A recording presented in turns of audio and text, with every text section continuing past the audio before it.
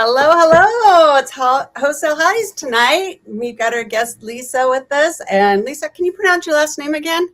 Hi, Lisa Woloshin. Woloshin. Woloshin. Yes, and I think I'll get it up there too, make sure I spell it right again. And then of course we got our co-host Jennifer, and our other two gals are out. One traveling and one is actually sick. Had a unexpected operation. So prayers for Sharon on that, for quick healing and Yes. stuff. So she'll be back quickly. But we're going to go to Lisa. And Lisa, can you kind of tell us how you got involved with real estate and what all you do and what your directions are? Um, I have a long history of real estate as an investor, going to some masterminds, things like that. Um, so what happened was I became a client relations specialist. These masterminds we went to, people would have deals, and everybody hated doing the paperwork, like hates doing the paperwork, and especially through your IRA, you're working, it's time consuming. A lot of they didn't want to do it. So I was like, I'm good at it, I'll do it. So I got involved that way by being a client relations and doing everybody's IRAs and helping them do their investments. And I did that for about 10 years. And after COVID, I decided to make a change about a year and a half ago. I'm like, you know what? I think I just want to do like real estate and show homes and do all that glamorous stuff. Lo and behold, not so glamorous. So being new to that part of the industry, I had to find a niche, like I didn't have leads. How do you get leads? I didn't do the Zillow thing because I had difficulty paying that 40%. So I needed to find other options. And I found that expired listings were right there in the MLS every day. Every day a new list came out. Um, and I thought, you know what? Why? And I would start looking at them like, why did that expire? How many agents did it go through? Where did they start at that price point? And all those questions started coming up. Like, and then talking to other agents, I would hear things like, I'm just getting the listing. I don't care how I get it. Yes, that purple wall is beautiful. Leave it. And I found that that they were just appealing to the client, but not really doing them a service by saying, Mm. hey, Mhm. that purple wall is only going to be liked by 10 people. You might want to change some things. Do you know what I mean? And you can do that tactfully, right? Without insulting a homeowner who's loved their home forever. How do you Yes. say And that tactfully, Lisa? how would you say that tactfully? Yes, I'm genuinely curious.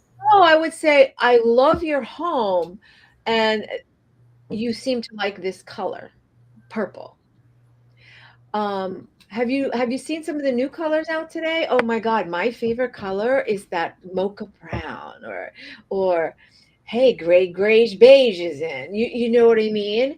And try to get them to maybe see, oh yeah, I could put beige here, or I could enhance that color. you know so I never insult them because everybody has their own taste, but Sure. I Mhm. want them to Yeah. understand that is not the norm, and to make your house successful you have to bring it appealing to a wider variety of people, right? I mean, that's the Right. goal, is we've Yeah, like really got people to bring say, it. like, yeah. I've noticed that the number one color out right now for home selling is this, and then I'm like, Right. or yeah, right. And I'm Yeah, and then and that I'm conversation starts. yeah, exactly. Yeah, I always Yeah. research what's up and new with colors when I'm trying to sell a home and stuff, just to see, because there's studies on that, which is great Yeah. point. Yeah.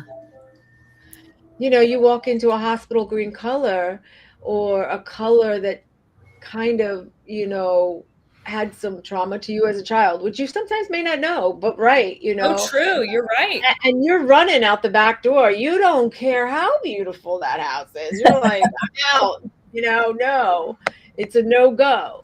So those are the kind of careful questions I think we forget to ask because we really want that deal. Come on, we want that deal. Oh, And yeah. we'll ask them, so what did you like about the agent? How did it go? What do you wish you would have done or he would have done? You know, how can we make what your needs are better and improve on that? And then, you know, I come with a lot of data. I come with data. I come with a Mm. year's worth of data because it's funny till this day, and I don't know if you noticed this, people are stuck in that COVID amount, right? The aspirational They are. pricing. It's the bane of my existence every day. You're like, who are you kidding? Right? Yeah, every day You have to I bring have to them tell them back out to of that COVID reality. price. Yeah.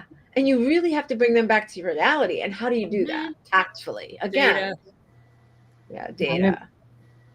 And then they Yeah. want to kill the messenger, Lisa. So how do you tactfully do it in a way where now they associate you with being the bad guy? So I lose deals by bringing data. So I'd love to learn from you. So if I'm the one who brings the data, then I'm the bad guy who they now associate with the bad news, and maybe the next person gets the deal. And so I try to be tactful and kind of lead them down the primrose path where I don't necessarily tell them this is the data. I say, you know, we're only able to authorize to purchase based on market price. And there's no way you'd go for XYZ, would you? Right? And they're like, Yeah. no, I wouldn't. And I'm like, okay, may I ask you, you know, why not? And sometimes I just have to say that. But I notice if I start bringing them data, then I'm the bad guy. So how do you get around that, Lisa? I would love to hear A that. little bit. I don't, you can't pull all the data out at once and go, here's the spreadsheet. You know what I mean? Like when you know, you've got to kind of almost implement it in their head when even when you're walking through the house and telling them how great and you know this is a great feature and you know oh have do you know what your neighbors have sold in the past year? And they're going, yeah, my house is better and they sold for 1.4 and I want to sell for 1.5. And then it's like, oh, but how did they sell for, you know, what made them so special? How, you know, so I try Good for to you. get that out there, little pieces. And Right. then I come right back to all the compliments. All the compliments. Bring it back in, let them feel what I call peacocked, right? Give Right. them that, peacock moment, I call it. And then you throw a little bit more, and then I say stuff like, well, you know, what do you think? What do you think? Oh, that's brilliant. Yeah, because everybody has an opinion. Right? Everybody has an Right. Yeah, no, that's so smart. I love that. But I don't want to give them the true opinion. I want them to discover that the opinion that I'm leading them to, right? Right. So I'm like, so you know, what do you think? I heard that such and such is at this. How's that working? Do you know anything? And of course, everybody's, you know, knowledgeable and that kind of thing. So I kind of do a little steering and then I let them do their thing and I steer them back. And then when we finally do come to the table, I'm like, I'm so glad we talked about this because here's what I have for you. I think you're right on. I'm like, here's what I really think. That 1.4, I think may have been a little too high. And maybe your agent was afraid to tell you that. And maybe the market shifts so much that really 1.4 is not really where you can go right now. But if you do want to sell right now, here's what I'm thinking. And it's funny because I do this again. I play this little game. And I don't mean to mean a game, but I want them to come to where I want to be, right? So I'll come in lower. So for instance, I told this gentleman that 1.4 wasn't going to sell and here's the data on it. But if you were to ask me today and you wanted to move this house in 60 to 70 days, which is the market norm, I would list your house at 985. That's a big jump from 1.4. Yeah. So not only by the time I got him to the table, he had to realize that that 1.4 was not attainable, right? Right. Well, he doesn't want to go 985. I know he doesn't. So Right. what was Right. his solution? His solution was, well, I understand where you're coming from, but what if we did 999? That's exactly where I was going to take you. Right. Oh, okay. That's awesome. See what I'm saying? It's So just then like he wins. He's in control still. right. Yes. Because it's his house. And my goal is to match all your goals. And one of my mailers that I send out for expired listings says, let's get you back in control. Right. So I'm always wanting you to be in control. Now, you and I are having this discussion. In the back of my head, I'm thinking, my God, I'm so manipulative. But I'm not. Right? Yeah, I'm like, oh my God, did I just say that? I'm being so manipulative. But I'm not being really manipulative. What I'm doing is allowing you to see two whole pictures and you come up with the right answer. I'm giving you real facts. Right. True. You're But not I'm making that up. allowing, Yeah. yeah, No, I'm you're allowing educating them. You're educating them, but you're not without being offensive. Yeah. And right away, you've gone through a realtor and they didn't get your house sold. And now you're paying for this and you've already moved. You're not a happy camper. Right.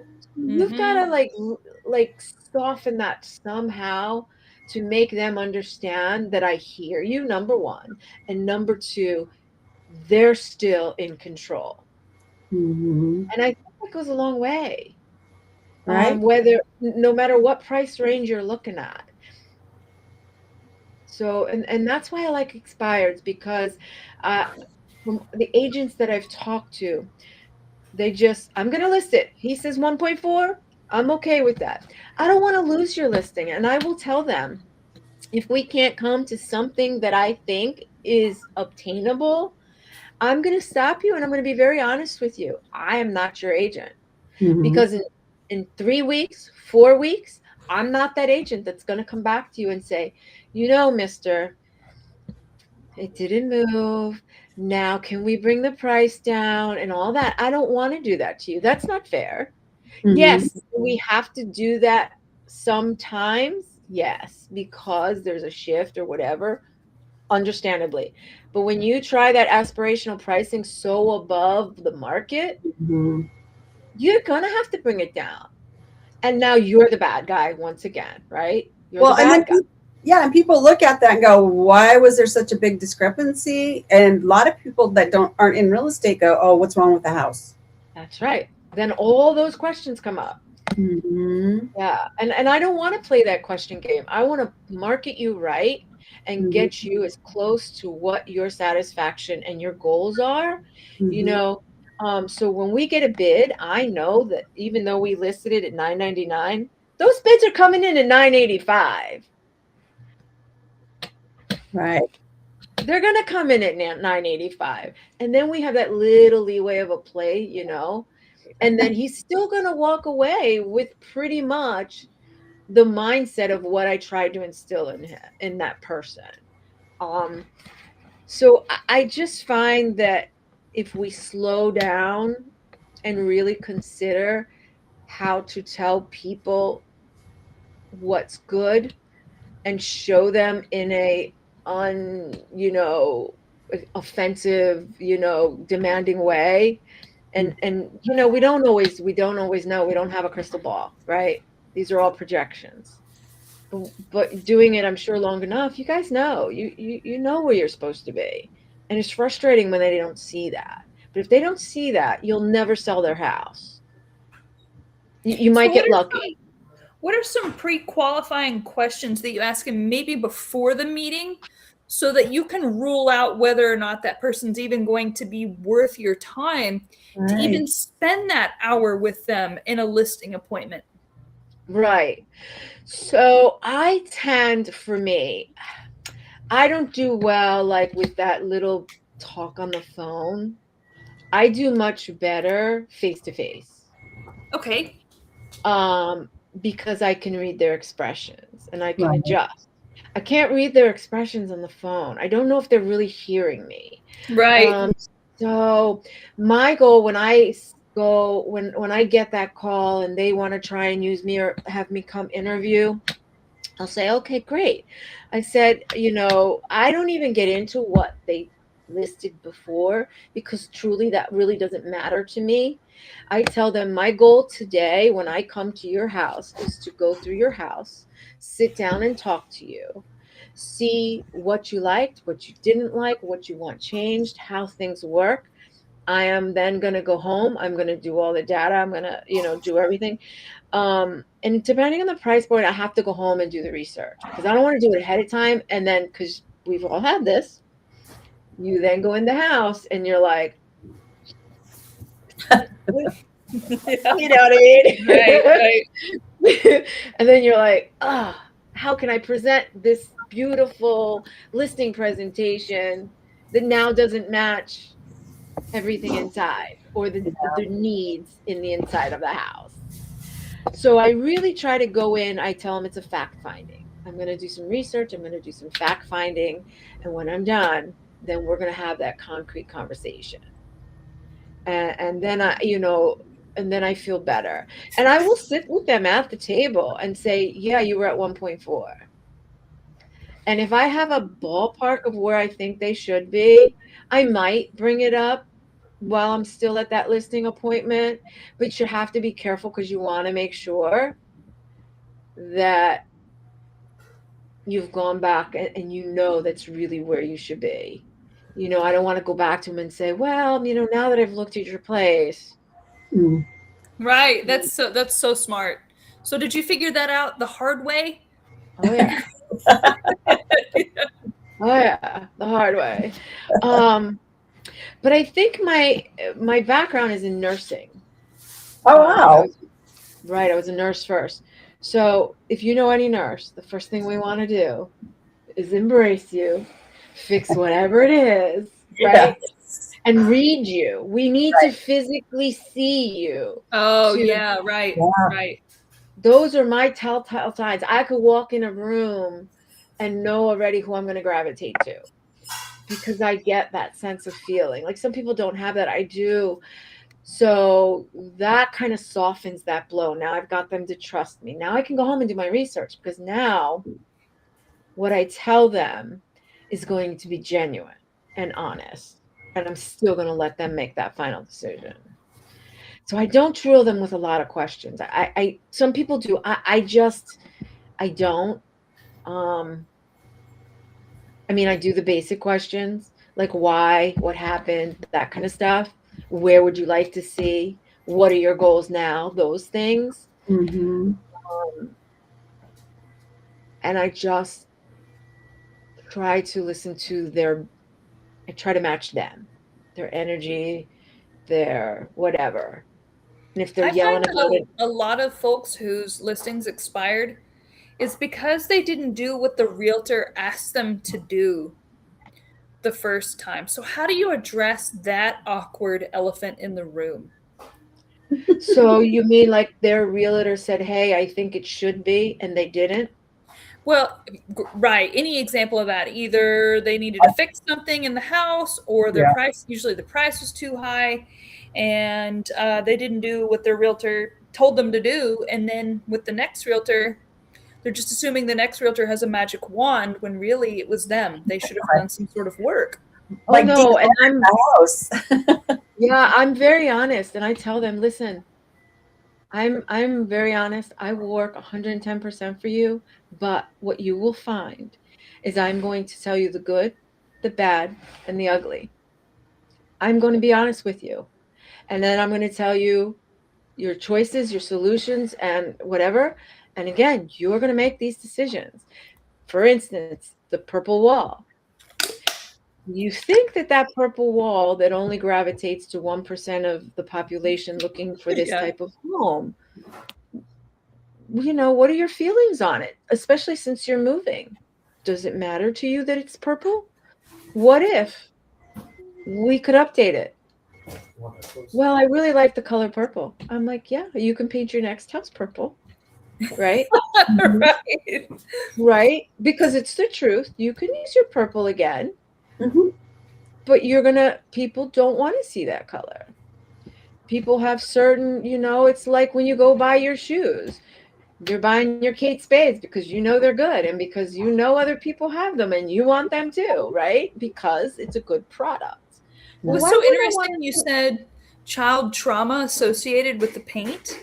I've never heard anyone say that before, but I've thought it and then thought I was a little crazy. You know what I mean? Like, because some colors make me feel really nauseated for some reason, right? Like yeah, that green from the 60s. I hate that color. Maybe right? And because it reminds me of stuff. You know Yeah. what I right, mean? Yeah. sure, sure. And I think being honest, but being kind and honest, and then Mhm. always coming back with a compliment Yeah. takes the person off of the defense and then puts them onto, oh, well, maybe. Oh, I get it. Um, because we're human, right? The minute somebody says they don't like something, especially to us or about us, what's the first thing we're going to do? Wall up. Shut it down. Yep. Wall up. Absolutely. Right. So we're not trying to wall them up or get them on the defense. We're No. trying to get them to see that it may be a great color. You love the color. It worked great for your house. It was beautiful in your house. But how can we improve on that so that it does So I just try to change words, so now it's their thought, not mine. you Smart, so know smart. and it's just little words. And if they get defensive, you'll see it, like visually, you'll see them stand up Hmm. straighter, or they'll cock a different way, and then you're like, okay, I got to bring that back, go a different route.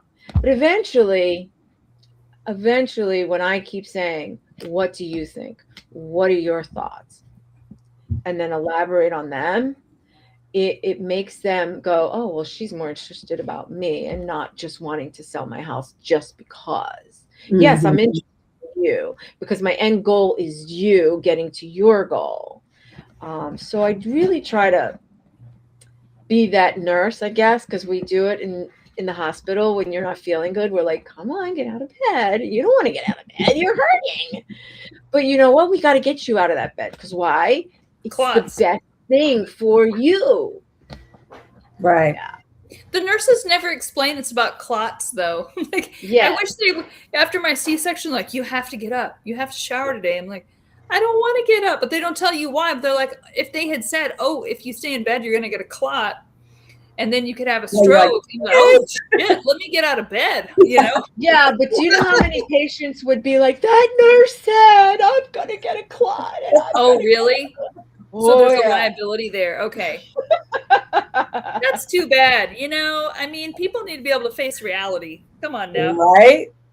Right. Yeah. But good luck with that one. Yeah. Then we got to remember, not everybody has common sense and like, okay, this Oh is yeah. good. So you're like, But yeah, and that's why they don't, is that they're just like, come on, come on. You're like thinking, God, leave me alone already.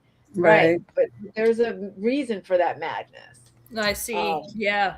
We want you to feel better and get healthier quicker. So let's get you out of that bed. Yeah. And you Yeah. probably yeah. develop one heck of an instinct, both in the hospital setting as a nurse and Mhm. also going in people's houses too.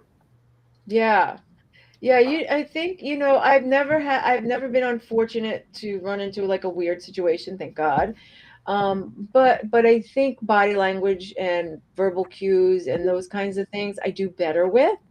I don't, like, I can talk to you on the phone if I know you, but if I don't know you, there's not enough there for me to feel that comfort level.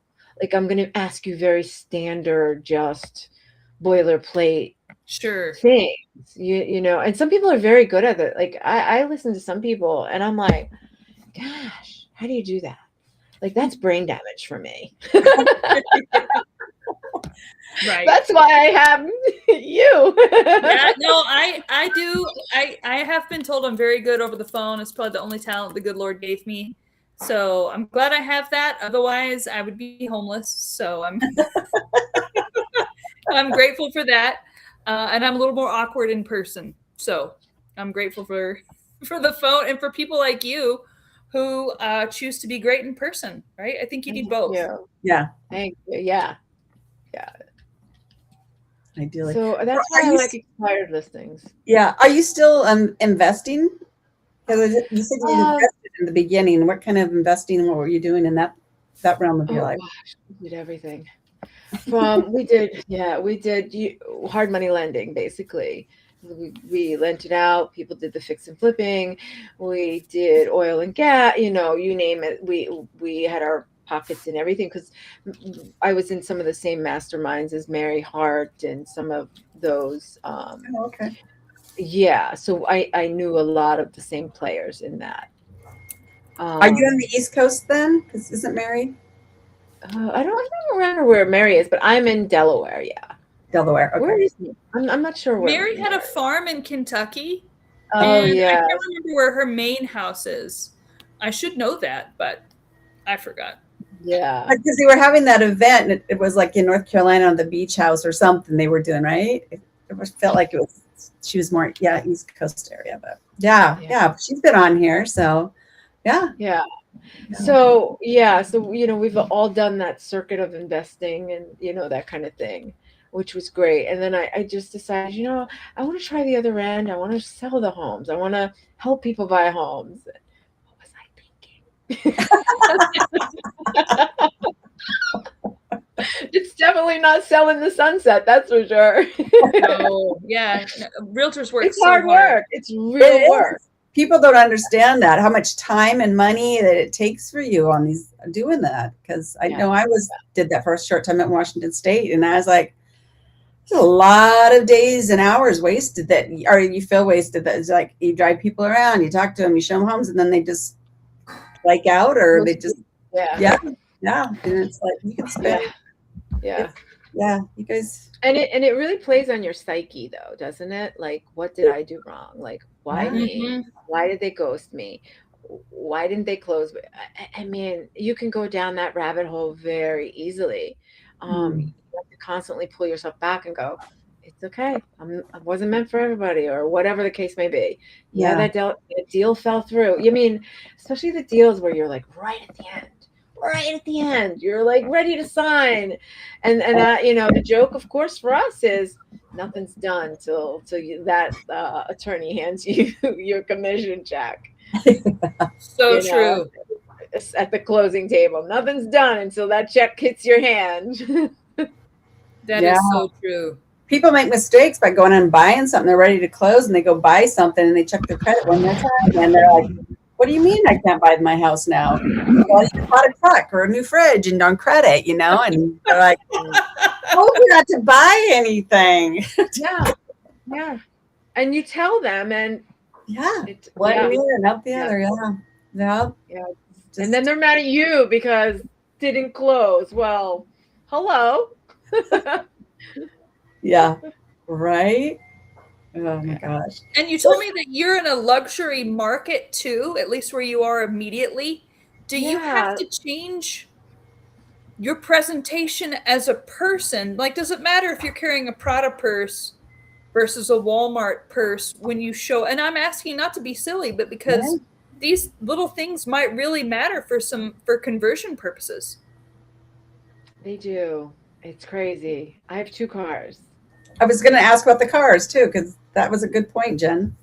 I have a beautiful BMW 430i, which I love. It's my girl. And then I have a old 2015 Volkswagen Jetta stick shift. But I always come. I don't care who you are. I always come in a suit. Um, and I have friends who will Google like their client. I won't do that. And here's why. Mm. That doesn't matter to me. I'm going to treat you with the same respect as a $200,000 home, whether you're 1.4 and you're a CEO. Doesn't matter to me. my skills are all the same, and I'm going to respect you the same exact way. I don't need to know who you are, where you've been, that's okay. Because that $200,000 person one day will be my next client again and again versus that 1.4. Um, so I treat everybody the same. I'm not going to pull up in a BMW. I think it could be insulting. It's a little intimidating. Um, so I do try to be sensitive to that.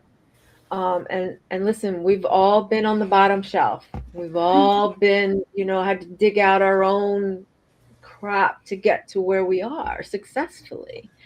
And it's very important to always remember where you were, where you came from, and you know everybody deserves that shot. I believe anybody who wants to own a home has should have every right, and we as realtors should be able to help them facilitate that, whether we need to help them get their credit straight, send them Mhm. to mortgage officers, whatever that case may be. But I think everybody in the United States that has the dream of owning a home, no matter what that home may look like to us, should have that, should be able to achieve that.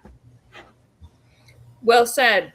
When I bought my Mhm. house, we were making 40K a year, and it cost $130,000, and we still live in it because the neighborhood is very good. We have pastors, PhDs. Because of inflation with COVID, our house that was 135 is now like, I mean, I think at the top of the market they were selling for 320, and there wasn't a lot of inventory, and so we ended up with PhDs, entrepreneurs, doctors.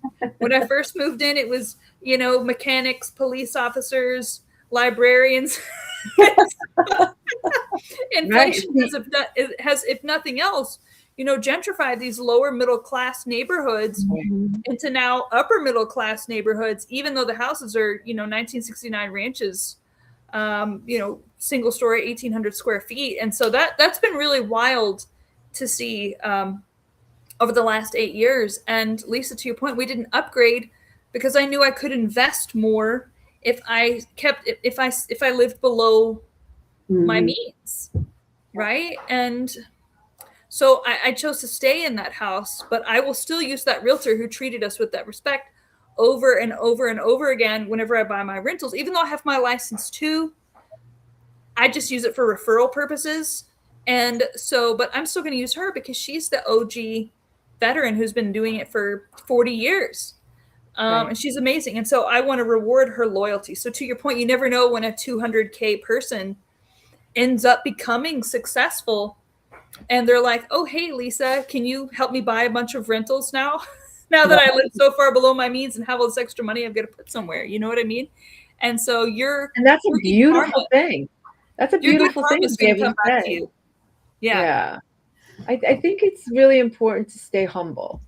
Life right now with everything going on, I mean, really, and I'm truly. not political, we need to stay humble because it's a different world we're living in. And we need to remember that there are people out there that need us, or Yes. we need to just respect, you know? Yeah. Tell me more about that, Lisa, in terms of, how does the humility transform for you in your business, and what are some things that you're seeing? I know you're not political, that you feel like affect the economy, that then therefore affects the real estate market. Yeah. So it's funny though, because where we live in Delaware, we have a beautiful coastline, and we haven't seen some of the hits that other states take, unemployment, all that, housing markets crashing, rentals going under. We, so we consider this area, Sussex, Rehoboth, very luxury markets. These homes for instance, my in-laws' home went from 500,000 to over 3 million. These are Wow. $3 million, yeah, and it just keeps going because investors are just dumping their money here. It's Delaware. We're a tax-free state. We have all these, corporate laws and things. So it makes it very easy to invest here Mhm. for people. So it's strange because this is the weird dynamic. And here's why I say I'm very careful. We have what's called land lease properties, which are people own the home, but not the land. Right. There's a land owner.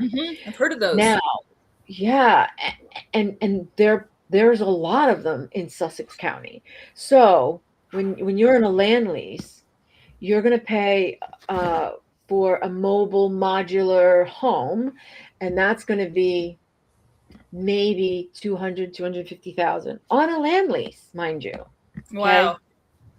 And that's only a mile and a half, 2 miles from this luxury listing at 1.7, 3.5. Wow. So it's all tied in. And then we have new construction. Our state is the fastest growing state. I don't know numbers, but there is a new builder and a new development around every corner. And not like 20 home developments. I'm talking 60, 120, I mean, massive, big developments. Wow. And those homes are starting at $700,000. Ugh. But they're Wow. homes Yeah. that should be 400, 450. You know what I mean? Mhm. Right. It's an insane market here. So there, and I'm like, okay, when's the bottom going to fall out? When are all these people? And the thing that the influx that we're having is retired. We have people, they're retiring. The tax benefits are better here. Low income tax, 2% sales tax. I mean, Wow. all kinds of reasons to move here.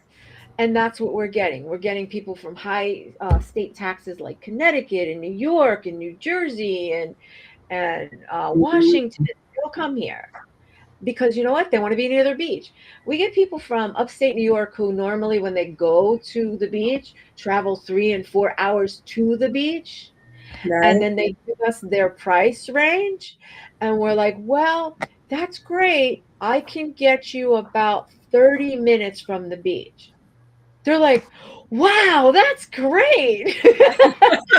Now Probably is. me, right, me living here, I'm like, oh no, 30 minutes, that's too far, Yeah, that's right? too far. It Right. makes it an epic journey, right?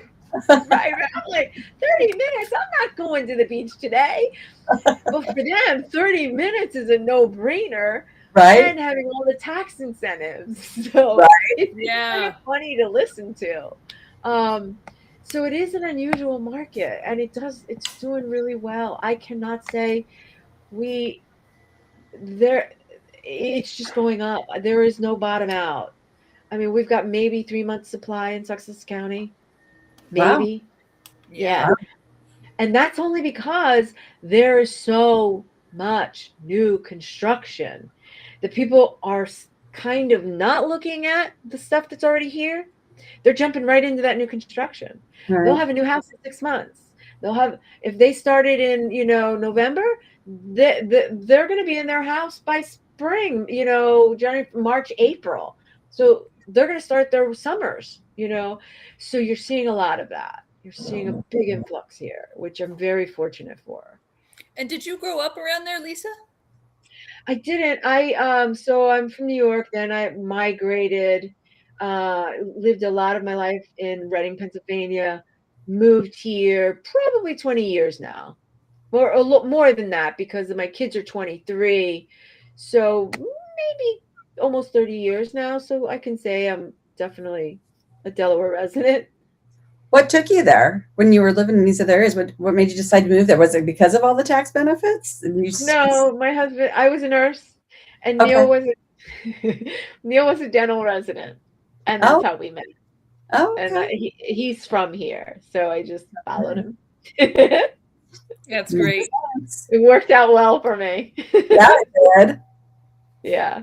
The well. doctor nurse team is really great because you guys understand each other at a core level in terms of the stresses. So the couples I see that last the longest understand each other's day-to-day stress with a deep intimacy that others would not necessarily understand. And I wanted to hear you ladies feedback if that's been true for you in your long-term relationships.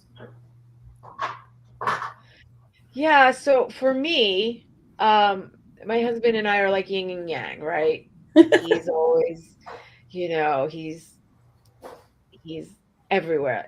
ADHD. Okay. Um, so his mind never stops. It's business, it's this, it's that. It's going a mile a minute all the time. And he's got to solve every problem and every issue. And I'm like the other way, right? I'm like, it's all right. It's going to be fine. If it didn't work today, it'll work out tomorrow. It's okay. Right? I like that. Yeah. So I'm the calm to the storm. And that's why it works so well. And then there's just some days you got to let the storm ride its way out because it'll figure itself out. And I just sit on the sidelines watching, going, when's that rain going to be over? Or do I need to jump in with an umbrella and save this knucklehead today? That's great. He sounds very lucky to have you. Yeah. Being the warm person in my relationship, we need that badly, or we would just and you could go off the probably deep end. sense that when we were on the phone together. He was like very like intense and had all these questions in his head, and yeah. And I'm just like, okay, that's awesome. Yeah. Yeah, no, and I can certainly match that, and it's hard to turn it off, if not impossible. I mean, I can't turn it off with any kind of chemical I've tried out there or activity. It just finally burns itself out from exhaustion. Is Right. Yeah, exactly. And then you're awake and you're right back at it. Exactly. Yeah, no, that's exactly right. And what about you, Donda? You and Jim? Well, it's both of our second marriages, and we're just so much in common, but yet we balance each other out in things like it's just like a perfect mix because I could be having a really crappy day or stressed about something, and he seems to be that calm on that day, and just like talks me off the ledge, or does something sweet or whatever, or like just have a Dondi day, just walk away from it and just go have a Dondi day, and that's a day I just don't think about work. I don't think about anything. I just, if I want to go watch a movie, if I want to go shopping, just go and do what makes me happy. And same for him. There'll be times he's totally stressed, and I'm just like, hey, hun, take a deep breath.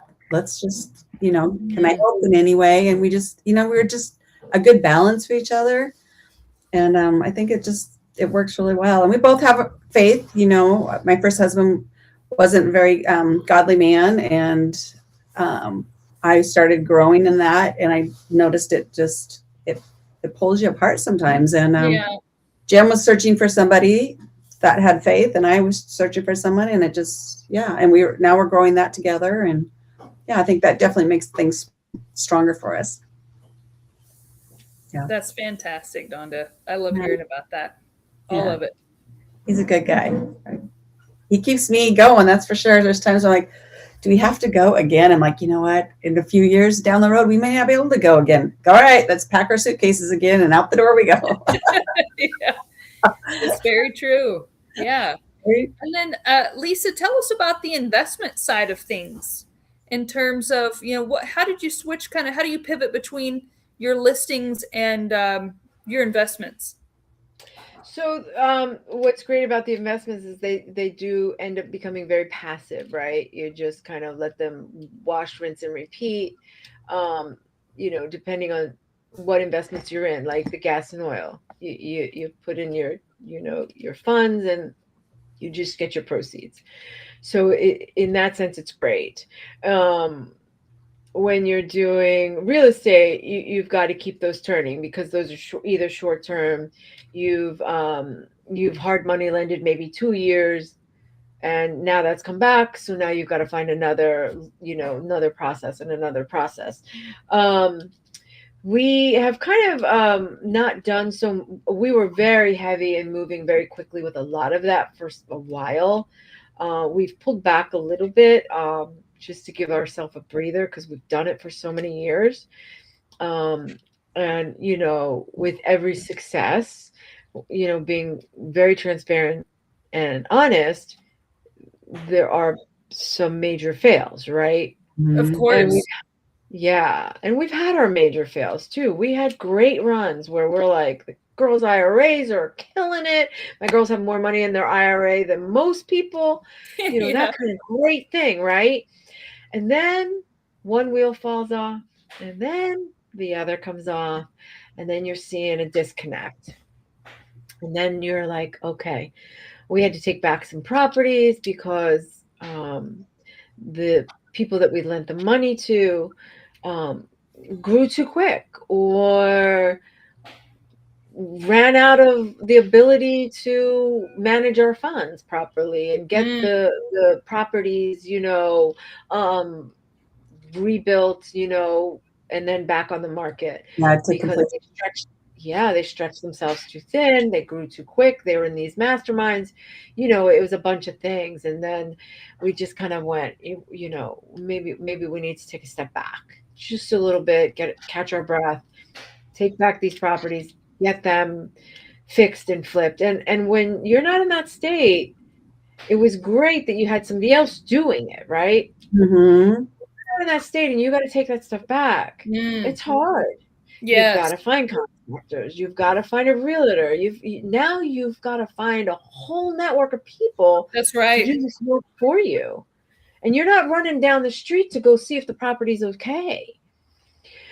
So that became a whole can of worms, and it's been a headache and a cycle and a learning process, and we've gotten better at it, but it makes you take a pause, right? Sometimes we just need Mhm. to take a pause on our investments and go, I got to find a better solution Right. or a different track.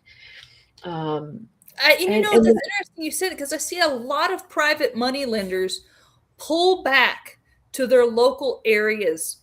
And no one has ever told me why. They'll be like, yeah, I used to do other states and other places.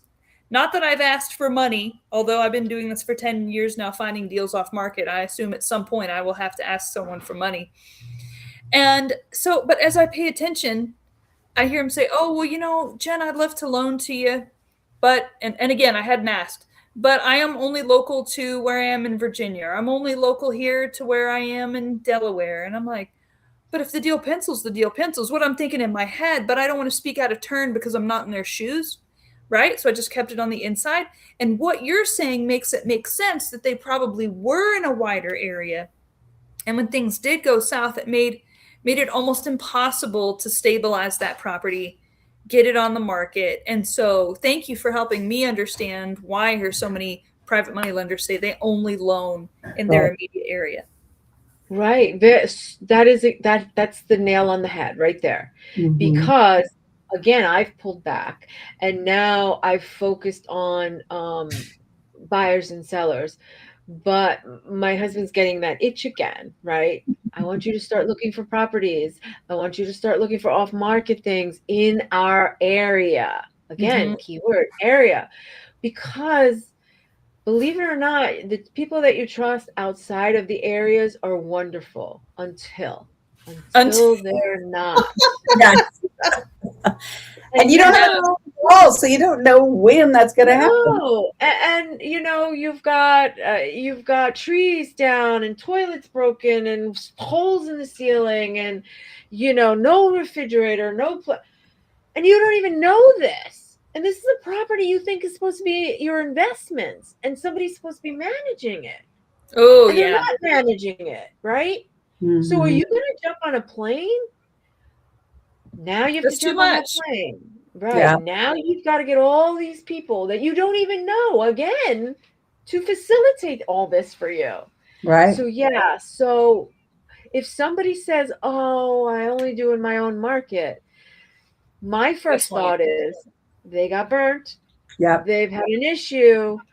They're learning and they stay close to home. The goal is to stay close to home, where now I can manage that. I know what the real estate paperwork looks like in Delaware. I Right. don't know all the hoops in Georgia. And now I've got to deal with Georgia Power and the Georgia court because they didn't file my deed. And Oh it's my goodness. right. Or why did my property go to a tax lien? It's my property. I'm paying for it. Oh, because you didn't pay the taxes that they didn't send you, that they sent to a different mailing address. It becomes a Oh vicious my goodness. cycle. It becomes a Yeah. vicious cycle. And you don't know until it hits you in the face like a Mm. The truck. lesson for And then people who are you're scrambling to pay that bill so that somebody doesn't come up from under you and take that property under a foreclosure that you had no idea was in play. Yeah, well, that's a great lesson for anyone who's thinking about doing private money Mhm. lending. So Yeah. thank you for sharing that, Lisa, because that's real. And you know what? There's plenty of deals, I would imagine, in folks' own markets, anyways, no matter where you live. I mean, unless you're in the West, like this place where we take these road trips where there might be a town of 2,000 people every 50 miles. Okay, maybe that's not a great place. But anyone who is, on the line of Dallas or east is probably going to have enough density, I would think. Yeah. And then, Dawn, I know you're in Washington too. And so then, of course, you have that band there on the coast that has a lot of people. But really, between Seattle and Dallas, if you just kind of go like across the country, it's really not that dense, right? No, there's a lot of open space. So it's like, okay, that's how fast this car can go. There's nobody out here. There is nobody out in so much of part of the United States that you don't even know till you take road For trips. an hour or two, you can just hit it and just go. It's like there's Yeah, nobody. there's out no here. 911, no cell phone service. Yeah. You are completely on your own in a big part of the United States. But folks Mhm. in the eastern part of the United States, they don't have that, but so that means there's plenty of business opportunities to loan, I would imagine, hopefully right in your own backyard. So did Right. you get more involved with RIAs out there? Or is that part of the plan so that you can do more lending in your own backyard? No, I think our goal is to find the FSBOs or the ones that need some the homes that need some help and tender TLC and hire teams that we can trust and do that type of fix and flip, Great. do that kind of market where we can physically see the home, hire a team, and I can go by there every other week if I wanted to and see that there's progress and then me as an agent get it back on the market kind of thing, or rent it, or whatever the variable might be.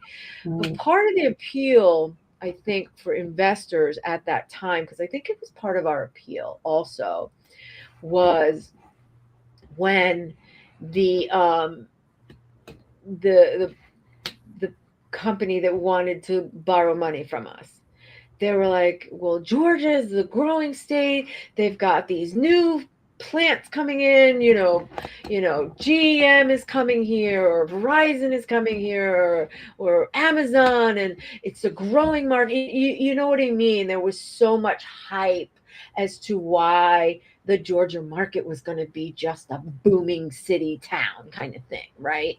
And you kind of buy into that because, number one, you're not living there, but you're hearing all this great stuff. So why would I not invest in something that sounds absolutely like wonderful? Right. And you buy into that. And yes, maybe the Amazon came and maybe this came, but guess what? The market never caught up to all of that. Right. So some parts of Georgia are still in a very struggling market, but yet we thought that was the place to invest, So again, it's really learning. Is it worth going outside your market or knowing what's right in your backyard and seeing the growth or lack of growth? It gives you more control for sure when you're in your own backyard, and Yeah. you can go there easily and check on stuff. Yeah, it totally makes sense. Yeah. Yeah. Well, I guess we're kind of at the top of the hour, ladies. That went by fast. Super fast. Yeah. Great. Thank you so much. This was fun. I've never done a Well, podcast. that's fun. Isn't it fun? We just ladies chatting about real estate. We just have a good Yeah, time. that was great. Yeah. Really enjoyed having you on here and give a lot of insight as an agent and an investor, and especially a money lender. That maybe that'll help people understand they need to reach out, like you had mentioned, Jen, to going to the RIAs and finding people who are lending money in their backyard. So they start doing some deals and things too. So and always do your homework. You know what? We are very, as humans, we want to trust everybody. Mm-hmm. We want everybody to be trusted. Right. I've learned that no matter how much I trust somebody, I've still got to do my research and my due diligence. Right. Or shame I've heard on you. even with like repeat borrowers. Yeah. People who had like, borrowed from them repeatedly, but then the 20th time they trusted that and they didn't do underwriting on the deal and it went south. And it's because, like you said, we want to save energy. We don't want to distrust it. We don't want to underwrite every deal. We want to just trust, hey, it's worked out 19 times before. Why wouldn't it work out on the 20th time? You know?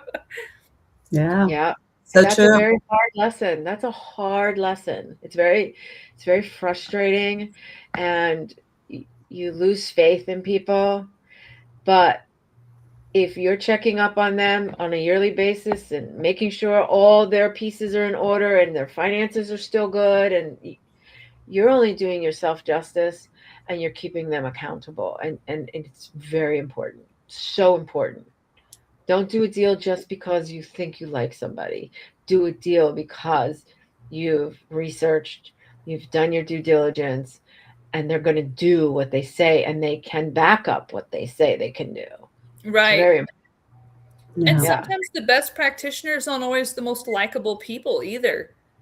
Meaning, maybe they're not very charming. Maybe they're a little introverted. Maybe they're a little, maybe they share. Maybe they tell a joke that you wouldn't like, or maybe they just have the personality of a gray rock, right? And so, but they're very focused and they're exactly what they do. So yeah, it's very true.